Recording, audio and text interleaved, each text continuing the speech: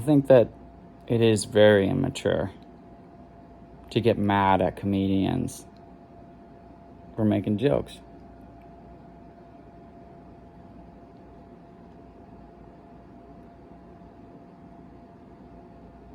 And also,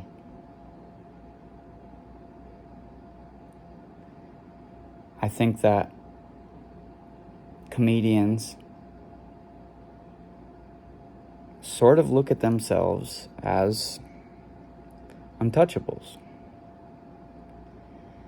It's not my job to do background checks on comedians, and I'm not really interested in doing so. I tried to meet my heroes. They're funny, they're cool, but they make fun of my beliefs. And not only that, but they're not interested in my point of view. They're not interested in who I am as a person. And since that's the case, I'm forced to not like comedy as much as I have. I've always loved comedy since Chris Rock, David Spade, Chris Farley, Dave Chappelle, Martin Lawrence, the kings of comedy, It's like Joe Rogan,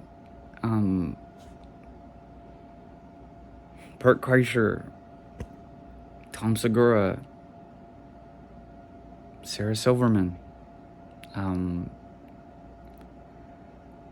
many, many more women too that I'm not naming because apparently I don't know any more female comedians.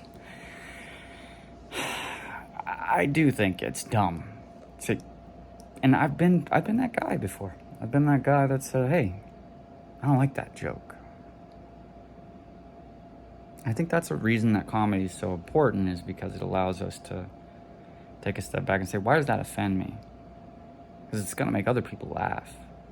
It's going to offend somebody in the crowd. And hopefully they're not lame enough to be a heckler, because that sucks. That's lame. But I think that, if a comedian has a background where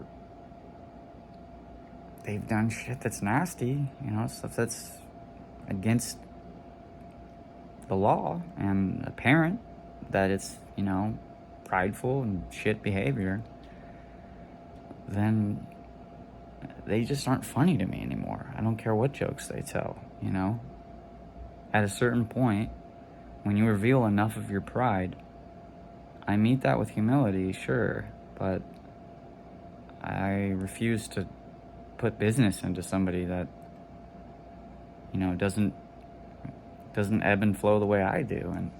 And what I mean when I say that is just like people who beat women, and people who have, sex charges, people who have questionable pasts in those areas. It's not that I don't forgive them, I won't support their home-owned business, in that they're funny enough to be prideful, and they're funny enough to be rich. And it's not even a jealousy thing so much as it is just a disgust thing. Like, I've been disgusted with myself before, and I really do think we are our harshest critic. If you're a normal, sane human being, you're your harshest critic. It's different. A sociopath is not going to criticize themselves. A sociopath is not going to be empathetic. And empathy it's not really a narcissistic quality to have. So,